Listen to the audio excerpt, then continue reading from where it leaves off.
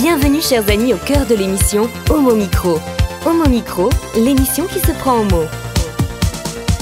Au cœur de la culture LGBT, QI+, Brahim Naik Balk, entouré de ses chroniqueurs, inonde de couleurs les ondes depuis 2004. L'aventure continue avec cette nouvelle émission qui commence maintenant. Avec le cercle des chroniqueurs, heureux de vous retrouver où que vous soyez, bonjour ou bonsoir, merci d'être fidèle à notre rendez-vous. À mes côtés, pour vous informer, Valérie Beau, bonsoir. Ce soir, tu nous emmènes au cinéma. Exactement, ce soir j'écris le nom d'un film, Les Amours d'Anaïs. Il va falloir être vraiment attentif et tendre l'oreille. Il sera question d'amour dans le plus de l'actu. Pour une fois, avec Nicolas Rividi. Bonjour Nicolas. Et oui, quelle surprise. Salut à toutes, salut à tous. Ce soir, dans le plus de l'actu, on fait un tour de l'autre côté du mur. Et quel mur? On en saura plus. Pas la murge, hein, le mur. J'adore franchir les murs et j'en ai tellement franchi dans ma vie. Je vous le dirai peut-être tout à l'heure si on a du temps. Revenons parmi nous. Et ravi de retrouver Éric Brulin. Bonsoir Éric. Ce soir, alors, avec toi, il sera question d'art. Comment ça va? Ça va bien, bonjour à toutes et à tous. Ça fait super plaisir de vous voir. Quand tu as commencé ton cercle des chroniqueurs, j'ai cru que tu allais dire le cercle des chroniqueurs disparus, j'ai failli le prendre pour moi. Ah oui, on s'est inspiré un peu de ça. Vraiment, et c'est la première de la saison aussi. C'est ma première de la saison, ouais. Et pour une fois, on va pas parler de peinture, on va parler de danse, on va parler d'art vivant. Ça va être aussi passionnant avec toi. Et bien sûr, en face de nous, en régie, pour réaliser notre émission, Nathan Hilero. Bonsoir Nathan, comment ça va? Bonsoir Brahim et bonsoir à tous. Écoutez, je vais très très bien. Je suis très heureux déjà de vous retrouver tous les quatre pour une nouvelle émission. Et puis, j'espère qu'on gagnera de plus en plus d'auditeurs. J'ai appris il y a très peu de temps aussi qu'on avait eu un pic d'auditeurs récemment. Oui. Je trouvais ça très très bien. J'espère qu'au fur et à mesure, justement, on continuera de pousser cette vague d'auditeurs et que vous continuerez aussi de nous écouter en plus de nous écouter en direct, de continuer à réécouter les podcasts et à vous faire plaisir, je ne sais pas, à retrouver un podcast qui vous paraît bien. Merci en tout cas à vous, auditeurs, de nous écouter ce soir. Merci de rester avec nous. Homo Micro, le cercle des chroniqueurs. LGBT+, Community, nous sommes en ligne avec Christophe Martel, le rédacteur en chef de ce média d'information LGBT+. Bonsoir Christophe, comment ça va? Bonsoir Brahim, bonsoir à toutes et tous. Alors, c'est la première de la saison, comme pour notre ami Éric Brulin qui est avec nous ce soir. Et tu vas démarrer pour nous parler un peu d'une circulaire qui a fait parler d'elle et qui a fait du bruit, la circulaire Blanquer sur l'accueil des enfants trans à l'école. Dis-nous en plus. Oui, tout à fait. Donc c'est une circulaire qui a été publiée le 30 septembre, donc il n'y a pas si longtemps que ça. Et Jean-Michel Blanquer, donc le ministre de l'Éducation, avait voulu faire le point et des recommandations et des informations pour la prise en compte des questions relatives à l'identité de genre en milieu scolaire. Ça, c'est le titre de la circulaire. C'est une circulaire qui a 3 grands chapitres. Comprendre les réalités et la diversité des situations de transidentité, savoir répondre à la situation des élèves trans, prévenir la transphobie, mettre en place des mesures générales et préventives. Alors on se souvient qu'il y a quelques mois, effectivement, à Lille, en décembre dernier, une lycéenne trans s'était suicidée, ce qui avait provoqué beaucoup de réactions, effectivement. On se souvient aussi du documentaire de Sébastien Lipschitz, Petite fille, un documentaire lumineux, touchant sur une toute petite fille, parce qu'elle a 8 ans. Elle combat sa mère aussi pour la faire accepter à l'école. On sait qu'à l'école, c'est très très difficile. Et là, le ministre a essayé de faire des recommandations. Alors, les intentions, on va dire, sont plutôt bonnes, mais non seulement il n'y a pas vraiment de moyens qui sont attachés à ces recommandations, et c'est une lettre d'information, si je puis dire. Il n'y a pas la force d'un décret, il n'y a pas de mesures impératives à prendre en compte. Et c'est pour ça que dans mon édito, je m'interrogeais sur vraiment la portée de cette circulaire ou de cette loi, de cette circulaire Blanquer, en fait. Alors peut-être un tour de table, justement, parce que mes collègues autour de cette table ont été vraiment très attentifs. Valérie, si tu devais réagir avec ce que tu viens d'entendre. Il est temps qu'on alerte et qu'on mette en place des choses par rapport aux personnes trans. Oui. La formation, peut-être j'ai été inattentive, il y a bien une formation qui est prévue par rapport aux enseignants, parce que parfois il y a un travail de fond à faire et il peut y avoir au niveau ministériel certainement, je l'espère, une volonté sincère, mais descendre sur le terrain avec une bienveillance spontanée, c'est pas forcément facile. Ouais, il y a tout un travail encore dans ce domaine-là, mais on n'a pas plus de précision, Christophe. Alors, la circulaire dit beaucoup de choses, mais après, encore une fois, c'est pas un texte, il n'y a pas de mesures impératives, il n'y a pas de moyens mis en place. Donc, bien sûr, comme l'a dit Valérie, on insiste sur la formation des personnels, mais encore une fois, c'est des choses qui vont être aussi un petit peu, je dirais, du bon vouloir, entre guillemets, des administrations et des lycées ou des établissements. Nicolas, une réaction ? Quand on voit les réactions des opposants, c'est qu'on marche dans la bonne direction déjà. Ouais. Voilà. Alors après, il faut évidemment, comme le rappelait Christophe, insister sur le fait que bien souvent ces circulaires sont des textes un peu creux qui ne sont pas assortis de moyens. Alors après, dans quelle mesure est-ce qu'on peut espérer du gouvernement un décret ou même une loi qui règle la question de l'accueil des élèves en situation de transidentité ? Ça, je ne sais pas du tout si on peut l'espérer, mais évidemment, ce serait souhaitable parce que c'est voilà. À un moment, c'est des gamins qui peuvent se retrouver en très grande souffrance et en très grand danger. Pas du fait qu'ils soient dans un parcours de transidentité, mais parce qu'autour d'eux, il y a une situation qui se crée et qui les met en danger. Très juste. Éric Brulin ? Je crois qu'il y a tellement de choses qui se nouent au moment de l'enfance, en fait, que c'est hyper important justement d'avoir, dès la petite enfance, des exemples positifs et une vraie démarche inclusive vis-à-vis de tous les enfants, quels qu'ils soient, quel que soit leur choix, leur orientation, quels que soient ces enfants. Et comme vous l'avez dit, je suis d'accord, c'est un pas, il en faudra d'autres, mais c'est déjà un pas, et c'est déjà hyper important parce qu'il n'y en a pas eu souvent, pas eu beaucoup jusqu'alors. Donc ce pas, il faut le faire, et ça c'est super, mais maintenant il va falloir qu'il y en ait d'autres. Effectivement.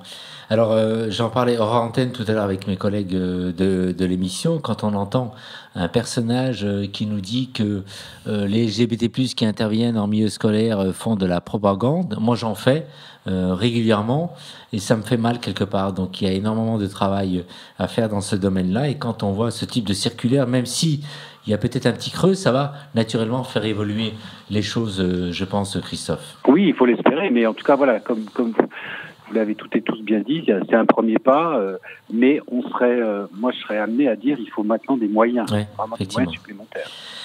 Dans un autre domaine, l'Assemblée unanime contre les thérapies de conversion, Christophe. Oui, alors c'était le débat de la semaine dernière à l'Assemblée nationale. Alors c'est un débat qui est assez express puisque donc je vous rappelle que la députée ouvertement lesbienne, Laurence Van Sonnebroek, donc députée En Marche, avait été rapporteure d'un texte sur l'interdiction des thérapies de conversion avec Bastien Lachaud qui est de la France Insoumise. Donc ce texte est arrivé à l'Assemblée. Alors certains ont dit à gauche, on peut un peu critiquer en disant un peu opportunément, à quelques mois des élections, ce texte arrive à l'Assemblée. En tout cas, voilà, l'idée, c'est d'interdire ces pseudo-thérapies de conversion, donc qui veulent guérir, entre guillemets, bien entendu, avec mille guillemets, des personnes LGBT, puisque le hashtag qui a un peu lancé la campagne « Rien à guérir » est là pour dire qu'effectivement, il n'y a rien à guérir. Donc l'idée, c'était de pouvoir décrire ce phénomène et de pouvoir le pénaliser, et donc de mettre des peines de prison ou des amendes spécifiques aux pratiques, comportements ou propos répétés visant à modifier ou réprimer l'orientation sexuelle ou l'identité de genre. Ouais. Et effectivement, l'Assemblée a unanimement voté pour cette loi, sachant que, bon, bien entendu, il y a le passage au Sénat, et qui va sans doute peut-être se dire que c'est pas forcément une loi très importante, mais en tout cas, symboliquement, et même si ça concerne que quelques personnes, quelques dizaines, quelques centaines de personnes par an, c'est déjà énorme, et il était temps effectivement d'agir. Oui, on croise les doigts pour ça, mais je suis sûr que ça va passer. Nous allons passer maintenant en dehors de nos frontières. Alors au Canada, dans le domaine du travail, il y a quand même une violation des droits humains. Si tu pouvais nous en dire un peu plus, Christophe. Alors en fait, ce qui s'est passé, c'est que c'est un tribunal de Colombie-Britannique. Donc c'est Alice Lavigne, notre journaliste, qui a fait le papier, l'article, donc c'est un tribunal qui a conclu que le fait de mégenrer une personne dans le cadre du travail constituait une violation de ses droits humains. Donc en fait, il s'agit d'une personne, donc Jessie Nelson, qui se présente comme non-binaire et gender fluid, donc qui utilise les pronoms they et them. Et elle avait attaqué en justice son employeur, un restaurant, parce que justement il refusait d'appliquer, si je puis dire, ou d'utiliser les pronoms qu'elle souhaitait, que cette personne non-binaire souhaitait. Et donc le juge a effectivement considéré que, comme, alors je cite, le jugement comme un nom, les pronoms sont une part constitue fondamental de l'identité d'une personne et leur utilisation appropriée indique que nous voyons et respectons une personne pour ce qu'elle est.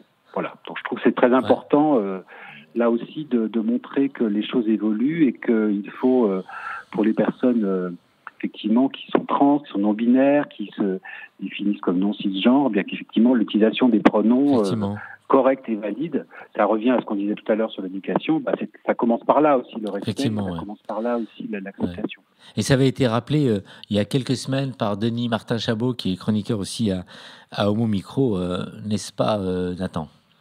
Oui, effectivement, on l'avait eu dans une des chroniques la semaine dernière. En partie, on en avait parlé justement des problèmes d'identité de genre. On espère également qu'il va nous faire aussi un retour d'ici la fin du mois, étant donné c'est prévu. Exact, étant donné qu'il est chroniqueur aussi et qu'il nous envoie sa chronique chaque fois à la fin du mois.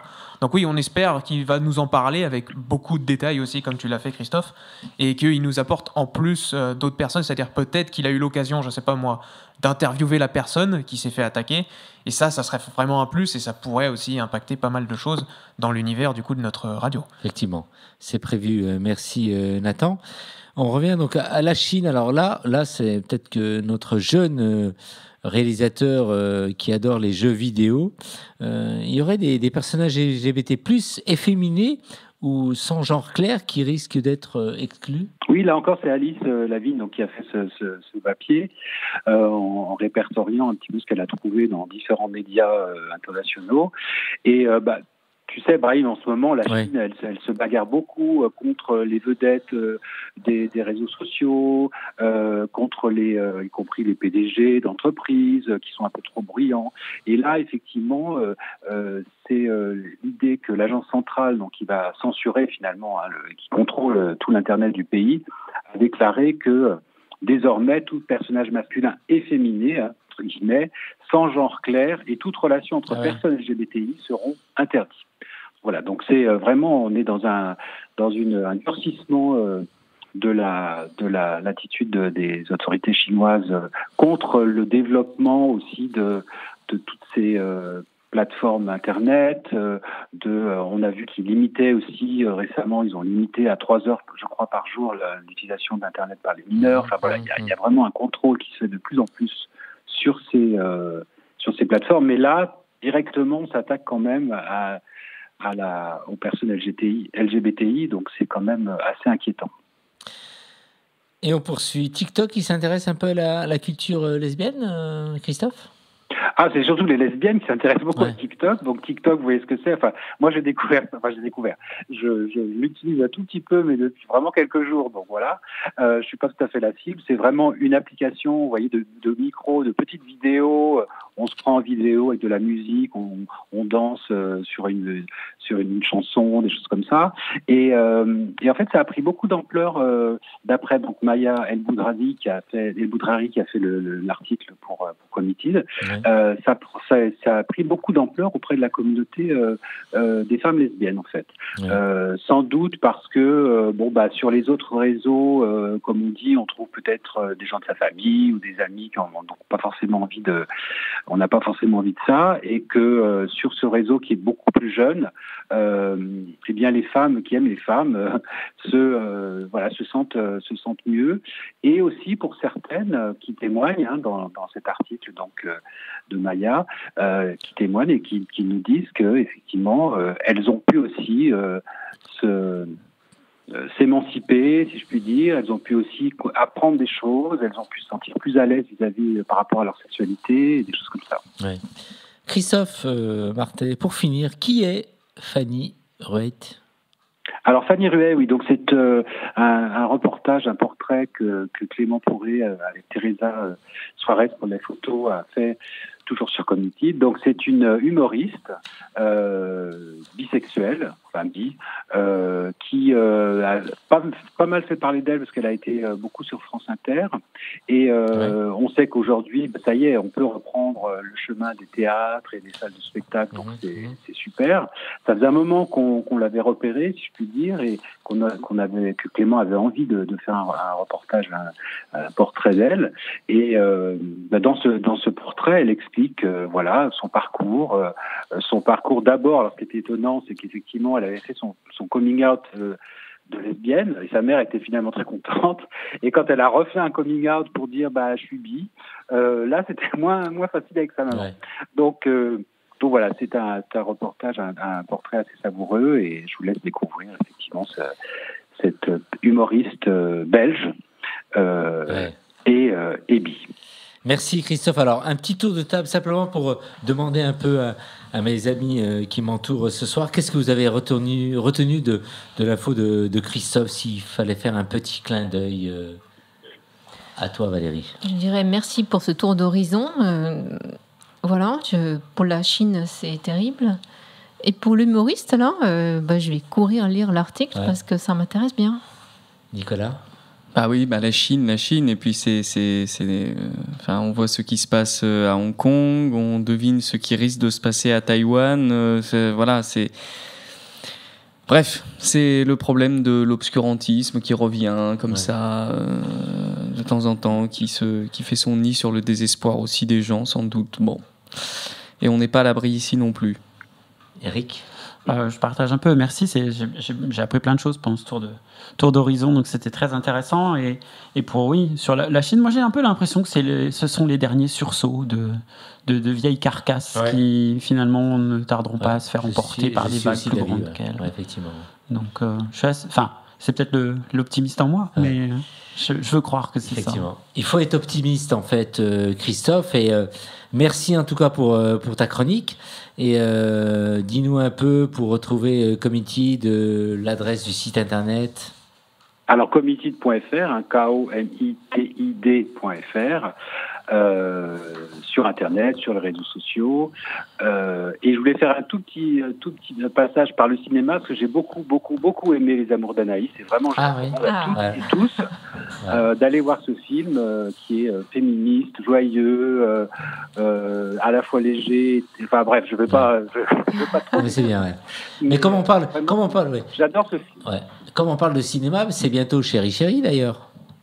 Oui, tout à fait, absolument. Le festival Chéri Chéri, qui est puisqu'il y avait eu une édition il y a quelques mois. Effectivement. Et tu as la date de programmer déjà pour qu'on en parle un peu? En tête, non, mais c'est en novembre. En novembre, très bien. On reviendra vers ce festival et on invitera les personnes qui l'organisent. Merci vraiment d'être intervenu à mon micro, Christophe, et à très vite. Merci Brahim, merci à toutes et tous, et à bientôt, merci. Rendez-vous au mois prochain, bye bye. Vous écoutez Homo Micro, une émission de et avec Brahim Naik Balk. Et Nathan, on passe au premier morceau musical. Exact, et pour ce premier morceau musical, je me suis dit, on va essayer d'aborder, on va dire, un côté un peu pratique, et même je dirais un côté un peu sympa. On sait qu'en ce moment, on regarde tous entièrement les réseaux sociaux, mais aussi beaucoup la télévision. Et il y a quelques années de ça, il y a un certain groupe français appelé Daft Punk qui avait sorti un morceau qui s'appelait Television Rules the Nations. Et justement, je me suis dit, ce soir, c'est vrai, et c'est encore vrai aujourd'hui actuellement, beaucoup de jeunes regardent la télé pour beaucoup de raisons, parce que déjà, les parents leur regardent aussi, mais il n'y a pas que ça, il y a pas mal de choses supplémentaires. Je pense notamment au fait que... il y a beaucoup de séries aussi actuelles autres que Netflix qui sont intéressantes à regarder, et c'est pour ça que c'est pas un appel au désespoir pour dire il faut absolument regarder au niveau vous êtes obligé de regarder Netflix, Amazon Prime ou encore Disney+. Non, il y a des très bonnes séries françaises à regarder, dont je peux en citer quelques-unes, notamment Captain Marlowe qui a fait un sacré succès en France, et donc je vous invite en tout cas à continuer à regarder cette série parce que elle est quelquefois intéressante et elle m'a personnellement touché, et elle m'a surpris aussi, parce que c'était quelque chose de français. D'habitude, on n'a pas l'habitude, on dit que c'est plutôt nul, on n'aime pas regarder ça. Et bien là, ça m'a agréablement surpris. Donc voilà, c'était peut-être le côté inspiration du soir, mais en tout cas, on voit ce magnifique morceau qui est du coup de Daft Punk, Television Rules the Nation.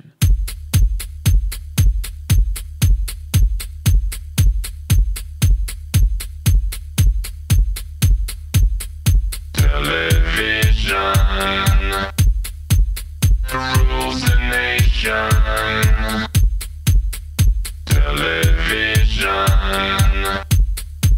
rules the nation. Television rules the nation.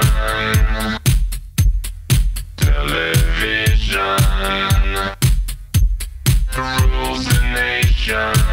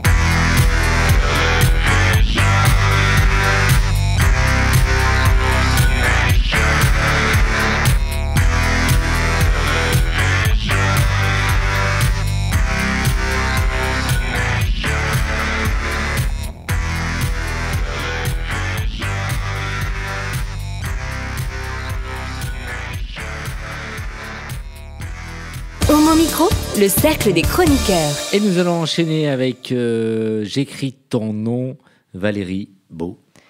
Et oui, alors ce soir, je ne suis pas la seule donc à livrer une mention spéciale au premier long métrage de Charline Bourgeois, Taquet, Les Amours d'Anaïs, avec Anaïs de Moustier, Valeria Bruni-Tedeschi, Denis Podalides. Voici le synopsis. Anaïs a 30 ans.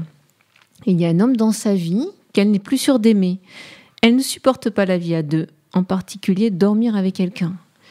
Lors d'une soirée, elle rencontre Daniel, Denis Podalides, un éditeur bien plus âgé qui s'éprend d'elle. Mais très vite, elle est fascinée par sa femme Émilie, Valeria Bruni-Tedeschi. La cinquantaine, c'est une écrivaine reconnue. Alors, Anaïs se passionne pour ses textes. Elle lit tout et se reconnaît en elle. Elle la reconnaît dans la rue, l'interpelle. Le désir est le prolongement d'une complicité littéraire qui démultiplie les sentiments.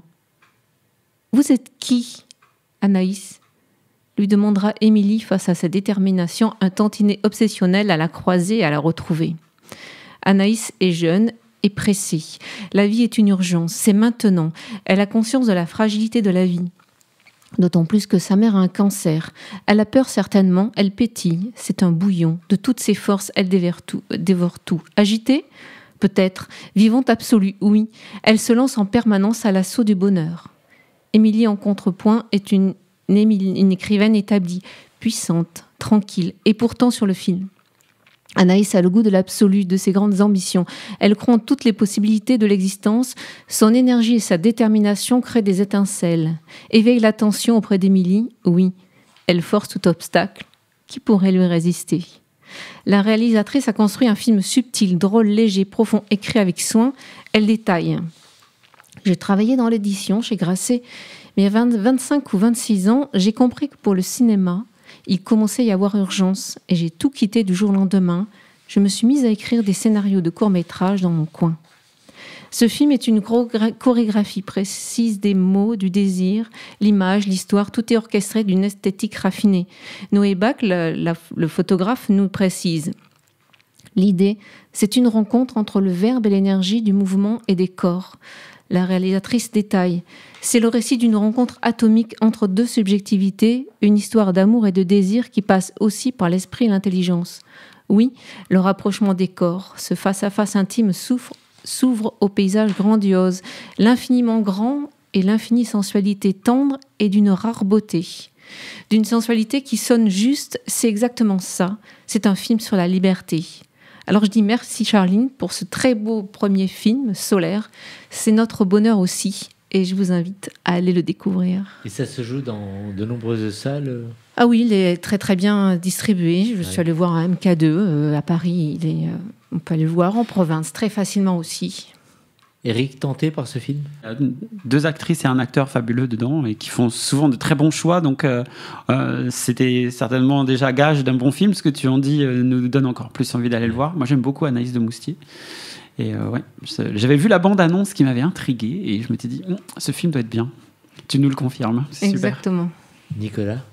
Eh ben, ça donne envie d'aller le voir. Donc, je pense que je trouverai un petit moment pour aller le voir. Moi, j'irai aussi. Alors, c'est un film que tu as vu il y a plusieurs semaines maintenant, 4 semaines. Presque à sa sortie. J'avais vu sur les réseaux sociaux et lorsque j'avais vu la bande-annonce avec les 2 comédiennes, je me suis dit, ça doit être pas mal. Ouais. Et alors, quand on va au cinéma, on va seul ou accompagné ? Tu étais accompagnée ? J'étais accompagnée et nous avons décerné à ce film, c'est pour nous le plus beau film que l'on ait pu voir, une histoire entre 2 femmes. Christophe Martet donc, a parlé de ce film tout à l'heure lors de son intervention. Donc, et ça avait même été abordé à Committed. Exactement. Nicolas, je vais te donner l'appareil et tu ris finalement parce que je pourrais t'appeler Christophe. Non, je rigole parce que tu entretiens une obsession à mon égard. Tout à l'heure, tu as appelé Éric Nicolas. Là, c'est Christophe. Ouais. Alors, c'est très flatteur, mais enfin... Pour une émission animée par Brahim Knight, Rividi, c'est voilà, normal, en fait. Oui, bien sûr, voilà, c'est ça. Faut que tu en fasses une chronique, un de ces 4, Nicolas. Nathan, pour finir, un film comme celui-ci, donc intéressé par aller dans une salle de cinéma, tout seul ou accompagné ? Toujours. Peu importe la situation, c'est toujours intéressant. Si le film, en plus, le pitch du film est aussi intéressant.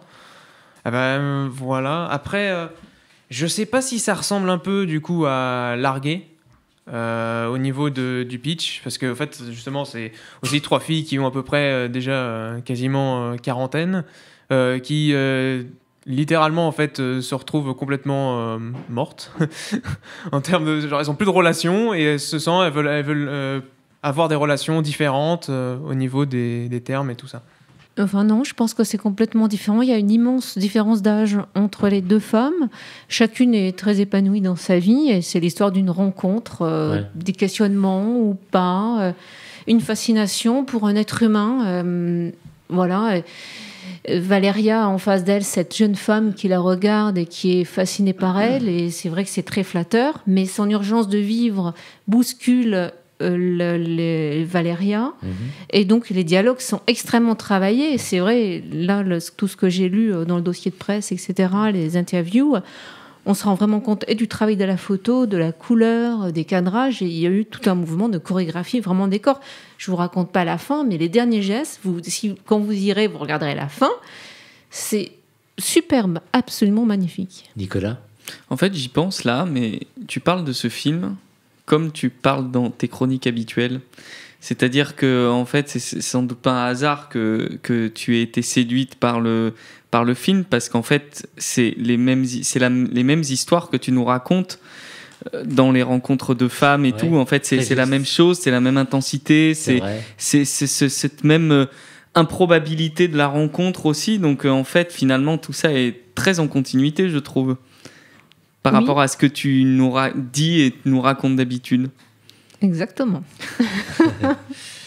Merci Valérie. Homo Micro, l'émission LGBTQI+, qui se prend au mot. Retour à la musique, Nathan. Oui, effectivement. Et pour cette musique, j'ai essayé de trouver une musique qui correspondait, on va dire, à celle de Valérie, au niveau du thème. Et le problème, c'est qu'il n'y avait pas vraiment de musique qui exprime justement, par exemple, une artiste féminine qui exprime le sentiment pour une fille.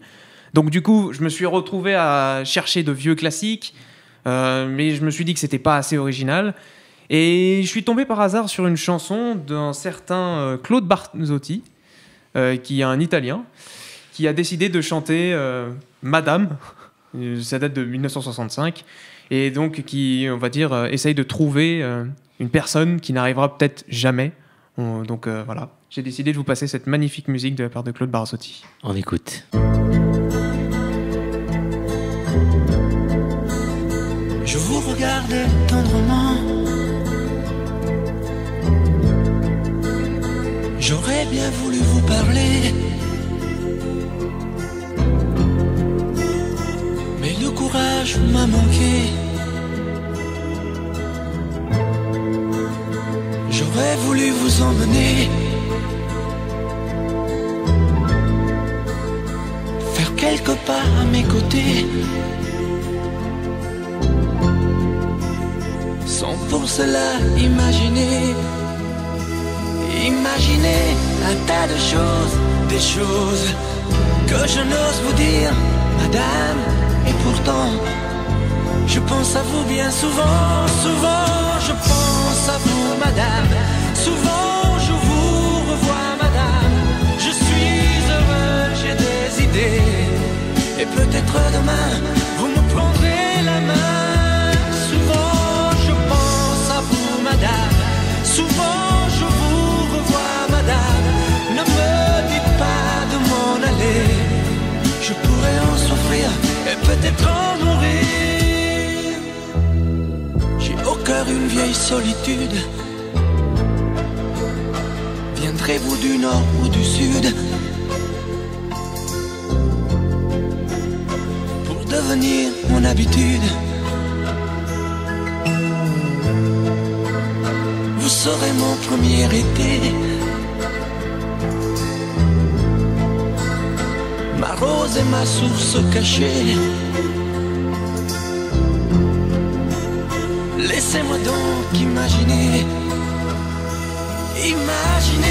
un tas de choses, des choses que je n'ose vous dire, madame. Et pourtant, je pense à vous bien souvent, souvent je pense pense à vous, madame. Souvent je vous revois, madame. Je suis heureux, j'ai des idées. Et peut-être demain, vous me prendrez la main. Souvent je pense à vous, madame. Souvent je vous revois, madame. Ne me dites pas de m'en aller. Je pourrais en souffrir et peut-être en mourir. Souvent je pense à vous, madame. Souvent je vous revois, madame. Je suis heureux, j'ai des idées. Et peut-être demain, je vous prendrai la main. Souvent je pense à vous, madame. Souvent je vous revois, madame. Ne me dites pas de m'en aller. Je pourrais en souffrir et peut-être en mourir.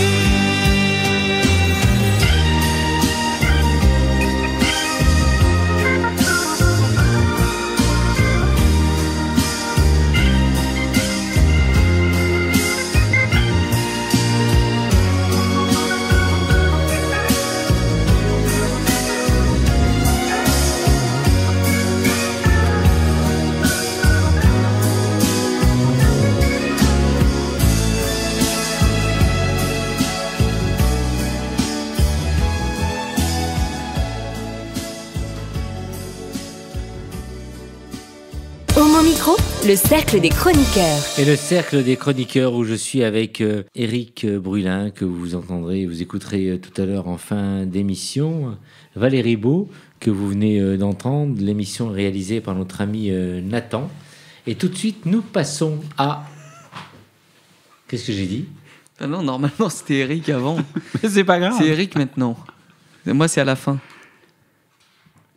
Carrément, c'est fou. Mais c'est pas grave.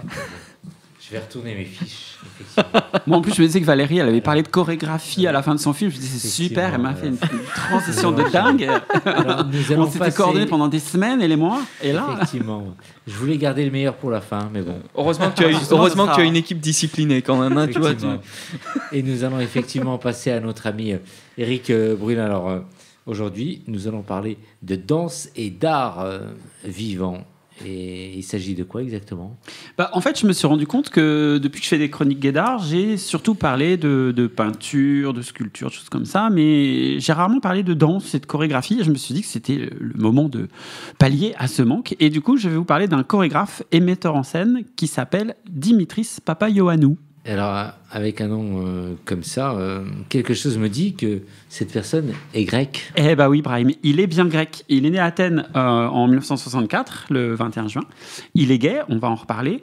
Et il fait partie des chorégraphes majeurs de la scène européenne. Alors, vous le savez peut-être pas, mais vous avez peut-être déjà vu un spectacle de Papaioannou si vous aviez regardé la cérémonie d'ouverture des Jeux Olympiques d'Athènes ou de clôture, parce que c'est lui qui avait réalisé cet énorme spectacle, ce spectacle hors norme dans lequel, comme dans tous ces spectacles d'ailleurs, il y a de la danse, du théâtre, des performances multiples, de la musique, de la poésie et bien sûr de la mythologie. Bref, un art total qui est sa marque de fabrique. Alors tu te demandes sûrement comment il est devenu chorégraphe. Oui. C'est ça ce que tu allais me dire, Brahim. Hein, Effectivement. c'est bien, dans cette émission, on fait les questions, les réponses. Et ben, en fait, c'est clair qu'il aurait pu faire autre chose qu'être chorégraphe parce que quand il a commencé sa carrière, quand il a commencé tout jeune, eh bien, il était plutôt tourné vers la peinture. Peinture, dessin, et il était même extrêmement talentueux en la matière puisqu'il a intégré l'école des Beaux-Arts d'Athènes avec les meilleures notes qu'un étudiant ait jamais obtenues. Ouais. Il a rencontré un peintre grec qui était très célèbre à l'époque, dont je vous avais parlé dans une chronique, qui s'appelle Yannis Tsarouchis, qui est gay lui-même. Alors à ce moment-là, Tsarouchis, il n'avait plus beaucoup de sous, mais il était très connu quand même. Il l'a accueilli dans son atelier, il l'a conseillé énormément, donc ça l'a vraiment aidé à forger son regard, à travailler sa peinture. Il a donc commencé à faire des illustrations, des dessins, des illustrations qui étaient plutôt à caractère gay ou LGBT et qui étaient publiées notamment dans des périodiques LGBT en Grèce. Alors on était dans les années 80, il faut penser qu'à ce moment-là en Grèce il n'y avait pas grand-chose LGBT. Donc c'était quand même une démarche assez audacieuse. Et puis pendant son école des Beaux-Arts, il a découvert la danse. Il a commencé à faire un peu de mise en scène, à faire des costumes. Et puis il a regardé des vidéos de grands chorégraphes, et notamment d'une grande chorégraphe allemande qui s'appelle Pina Bausch. Et là, il est tombé amoureux de la danse. Il s'est dit, voilà ce que je veux faire. Alors, comme ces illustrations, ces dessins lui avaient permis de déjà gagner quelques prix, de se faire repérer avec notamment des prix obtenus à Marseille, à Barcelone, à Bologne, eh bien, tout ça, ça lui a permis de financer sa formation. Et il est parti à New York, où il a commencé à compléter sa formation de danseur, puis en Allemagne, aux côtés d'un grand metteur en scène qui s'appelle Robert Wilson, où il a là aussi parfait son art. Il est revenu en Grèce, il a fondé sa compagnie, et il a commencé à avoir un certain nombre de succès, alors plutôt des succès locaux, mais ça lui a permis de se faire repérer par les organisateurs des Jeux, qui lui ont confié donc cette super production internationale, juste incroyable. Et puis, évidemment, ça a lancé sa carrière sur la scène mondiale. Et après ça, il a eu le choix de faire des productions à la fois en Grèce, mais surtout internationales, aussi bien en Italie, aux Pays-Bas, en Belgique, en Allemagne, mais aussi au Canada, en Australie, à l'autre bout du monde, et en France. Il est souvent représenté en France. Et alors, à quoi ressemble son travail et à quoi faut-il s'attendre quand on va voir un de ses spectacles? Dis-nous tout. Alors, Dimitris Papaioannou, c'est quelqu'un qui va puiser dans les thèmes de la mythologie grecque. Alors, pour les Jeux, par exemple, il avait travaillé sur Apollon pour la cérémonie d'ouverture. Alors, Apollon, c'est le dieu de l'amour et de la beauté. Donc, il avait vraiment mis en scène toute cette imagerie liée à l'amour, la beauté, tout en parlant évidemment de l'histoire grecque. Et la cérémonie de clôture, elle était dédiée à Dionysos, le dieu de la fête, le dieu du plaisir, des plaisirs au pluriel. Alors, visuellement, il propose toujours une danse contemporaine, c'est pas de la danse classique, dans laquelle les corps réalisent des performances qui demandent beaucoup de maîtrise technique, mais sans être des choses absolument bluffantes, tout à fait incroyables. Il veut pas éblouir à tout prix. Je dirais que tout ce qu'il met en œuvre est vraiment au service de l'émotion, au service de la poésie, au service de l'œuvre. Elle n'occupe pas tout l'espace, c'est vraiment une proposition globale. Les danseurs ne sont pas simplement des danseurs, ils vont aussi chanter, ils vont aussi parfois jouer d'un instrument, ils vont déclamer des textes, ça va être aussi à la frontière du théâtre parfois. On a des troupes qui sont souvent nombreuses, avec parfois des grands tableaux, avec beaucoup de danseurs et danseuses sur scène, et puis d'autres moments, des duos qui sont très émouvants, y compris des duos de danseuses et de danseurs ensemble. Il y a des décors qui sont généralement monumentaux, gigantesques, mais qu'ils utilisent, que les danseurs utilisent comme des accessoires parfois. Ils les démontent, ils les torturent, ils dansent dessus. Ce sont des obstacles, ils jouent avec. Les costumes sont plutôt sobres, mais avec quand même un peu d'originalité. Et surtout, ils mettent vraiment en valeur les corps et les mouvements des danseurs et des danseuses. On a une musique aussi qui est assez présente, parfois un peu répétitive, mais sans être trop obstruante, elle est toujours au service de l'art, en fait, toujours au service de l'œuvre. Bref, un spectacle de Papaioannou, c'est vraiment une œuvre totale où tous les arts, mais aussi tous les sens sont pris à partie et sont mis en évidence. Alors, on sent vraiment que tu es fan, Eric. Tu nous as dit aussi qu'il était gay. Il est vraiment militant? Alors oui, je suis fan déjà. C'est vraiment, je trouve que ces spectacles font partie des plus beaux que j'ai pu voir sur scène. C'est vraiment magnifique, je vous le recommande vivement. Et maintenant, s'agissant de son homosexualité, alors on ne peut pas dire qu'il en fasse un si grand étalage que ça, mais c'est surtout dans son art qu'on va le voir. Alors déjà, je voudrais dire une chose, c'est que souvent on se dit danseur égale gay, chorégraphe égale PD. Alors parfois oui, et parfois non, parce qu'il y a quand même de très grands chorégraphes, très connus, des chorégraphes contemporains. Je pense à Benjamin Millepied, par exemple, qui est le compagnon de l'actrice Nathalie Portman, qui a travaillé sur Black Swan, le film que vous avez certainement vu, et qui y figure d'ailleurs, si je me souviens bien, qui lui est hétéro. Donc, c'est pas parce que la danse est un truc élégant, où on porte des vêtements moulants, qu'on est forcément gay quand on en fait. Et on peut être hétéro et être distingué et être élégant, et puis parfois aussi, malheureusement, être aussi gay et un peu bourrin.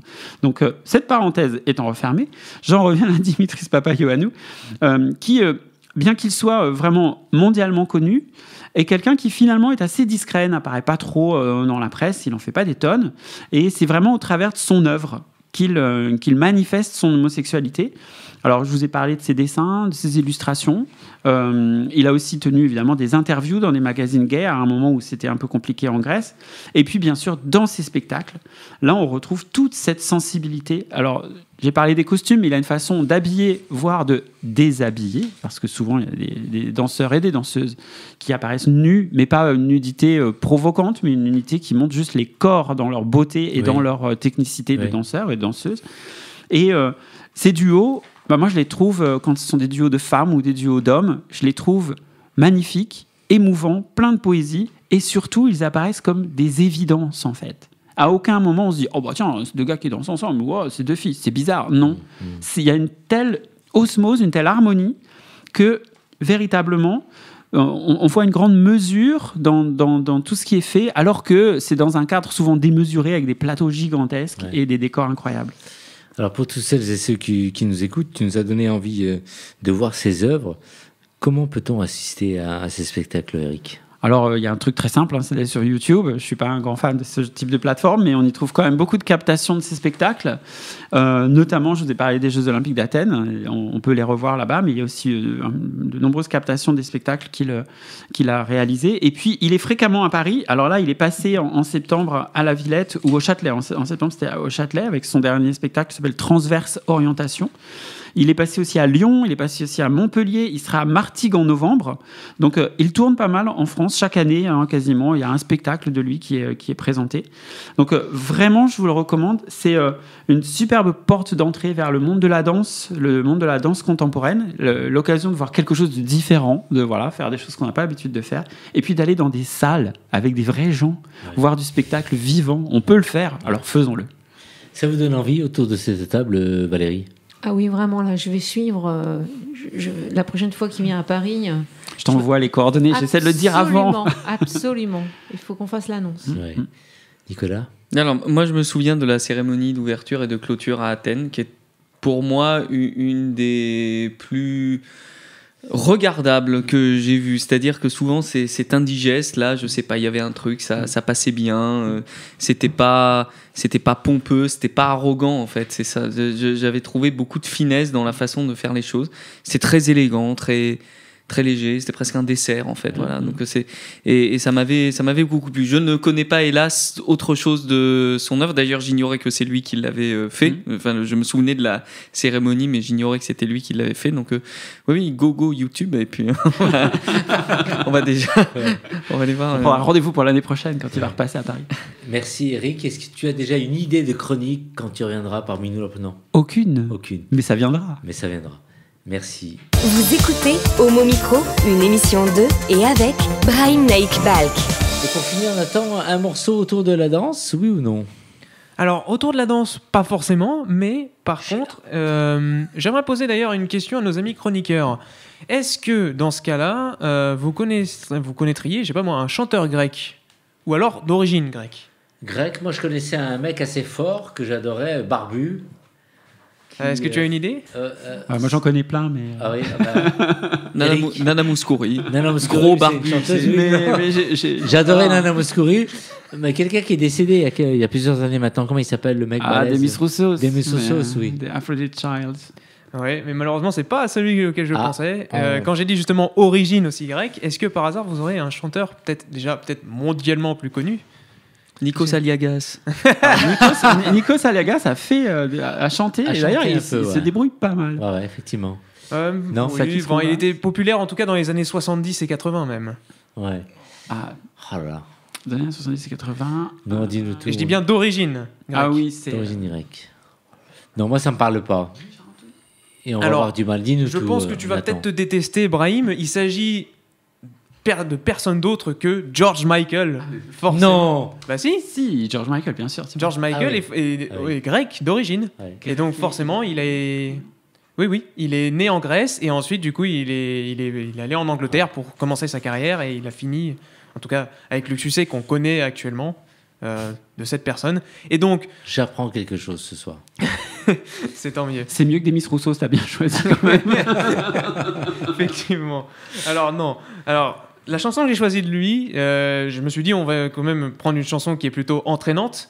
étant donné que c'est plutôt un espèce de spectacle aussi, je me suis dit on va prendre Wake Me Up Before You Go Go, parce que forcément je me suis dit c'est une super musique, et comme du coup tout le monde aime cette musique, et aussi moi je l'aime encore, je l'ai découvert quand j'étais petit, et d'ailleurs je l'écoute toujours actuellement parce que c'est quelque chose d'assez formidable. Et bien voilà, je voulais faire le plaisir aussi à nos auditeurs d'écouter cette super chanson de la part de George Michael qui est Wake Me Up Before You Go Go.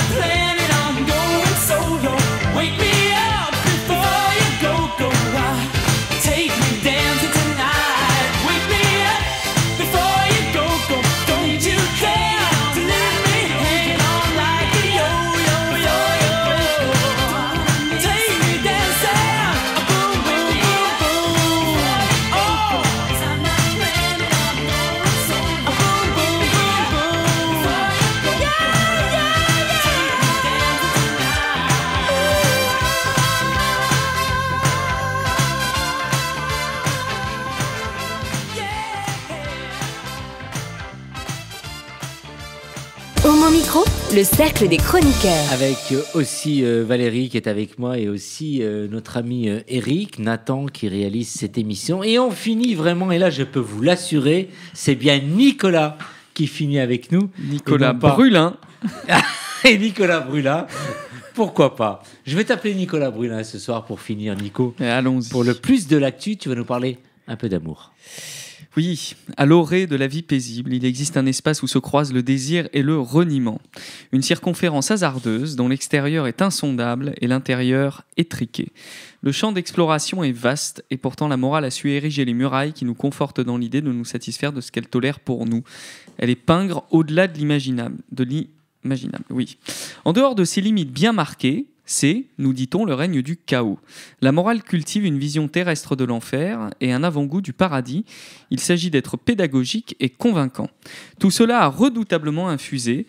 Notre vie est donc dédiée à perdre l'ambition de faire traîner nos derrières à l'ombre des hauts remparts, là où la lumière ne caresse plus le sol, là où le rouge se substitue au reste du monde, là où les yeux achèvent de fonctionner, pour ne plus laisser la place qu'à un tâtonnement malhabile. Mais le deal est posé. S'aventurer au-delà des remparts, c'est quitter à jamais la chaleur bienfaitrice de la zone de tolérance. D'abord parce que se soustraire à la morale fait de vous un paria ou une paria. Ensuite parce que la vie au-delà des limites est d'une telle intensité qu'elle n'admet aucune concurrence, surtout pas celle de l'ennui commun. Le retour en arrière brille par sa fadeur. Le voyage est terrifiant, mais le salaire est à la hauteur. Il rémunère un certain dépassement, une certaine audace. La musique qui s'y entend possède aussi ses propres règles. Elles sont violentes, le fond sonore est une maltraitance nécessaire. Il faut non pas briser, mais passer à travers la muraille. Pour y parvenir, cela demande une décomposition de soi-même, à la faveur d'une probabilité presque inenvisageable qui nous permette de faire en sorte que chacun de nos atomes frôle ceux du mur, sans jamais les toucher, et nous fasse glisser de l'autre côté. La rencontre du moment et de l'énergie brute. Les yeux exorbités, le corps trempé, le monde est dès lors un mirage délicieux. L'espace saturé de fumées et d'alcool, les termes sont au pluriel, se fait l'écho du désordre intérieur, le chaos est devenu un supplice acceptable. L'enfer est aussi le siège du mouvement et de la création. La torsion des silhouettes souligne la dureté du moment, mais aussi la dislocation du temps. Les stroboscopes offrent au regard une statuaire malade, exhalant la sueur et les larmes. Dans la multitude compacte, les mains s'aventurent dans de nombreux recoins et trouvent souvent les hôtes dont je suis. Sous le regard des âmes damnées, un masque de latex suffocant plaqué sur le visage et les genoux en sang n'empêche en rien le râle disgracieux de la jouissance. Sous un jet de sperme ou dans la trajectoire d'un crachat approximatif, ou dans le reflet encore d'un téton luisant, un monde nouveau surgit du néant. C'est entre les lanières de cuir, les chaussettes sublimées et les balançoires lubriques que naissent les étoiles. C'est de cette marmite puante et toxique qu'émerge le sublime et le beau. L'univers est ainsi fait qu'il n'y a de génie que dans la destruction méthodique et totale. Ces pouponnières inspirent surtout la crainte et le dégoût aux tenants de la morale, incapables de comprendre qu'ils en sont issus eux aussi. Ceux pour qui les murailles figurent les limites du monde seront toujours impuissants à interdire à d'autres de s'aventurer sur des terrains inconnus.